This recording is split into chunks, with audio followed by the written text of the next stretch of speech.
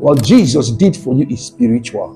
What you do with it will make it visible. So the measure of the spiritual resources of Christ gotten by redemption that's made manifest in your life lies of how much your soul is vulnerable to what Christ has done. Paul prefers using the word mind, the mind, but mind is just a department in the soul. The soul is bigger than the mind.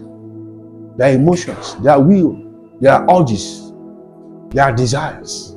The expressions of all these faculties in the soul is through the mind. Am I communicating? That's why Paul just zeroed in the mind. Jesus spoke so much on the soul. Glory. So in the throne, when we ascend to the throne, we come to receive what? To receive mercy. A heart. See, there's nothing that's no sickness or disease that Jesus has not given a solution by his resurrection power, by his glorification, giving it. And the power of healing, every power of healing, every power of deliverance, every power of breakthrough, every power of restoration is locked up in you. But it is spiritized. Someone say spiritized.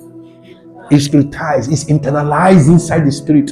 And I've told you the spirit is of Christ. It's called the spirit of Christ. You are a soul. So for that spiritual reality to become profitable to your physicality, your soul must accept it.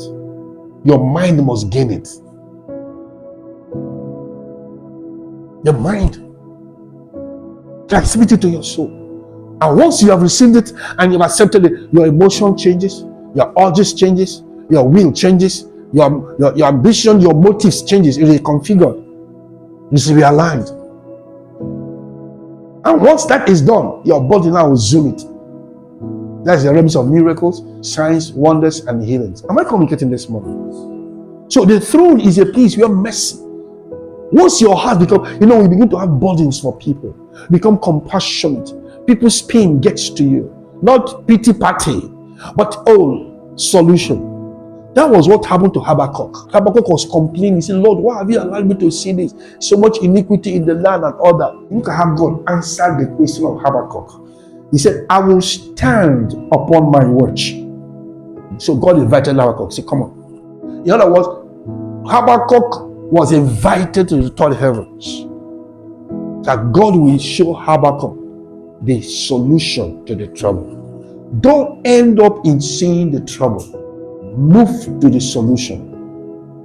There's a book written by Rick Joyner, The Final Quest. This is a must read for every serious believer. This book was written in the 90s, but everything here now is playing out now in the body of Christ.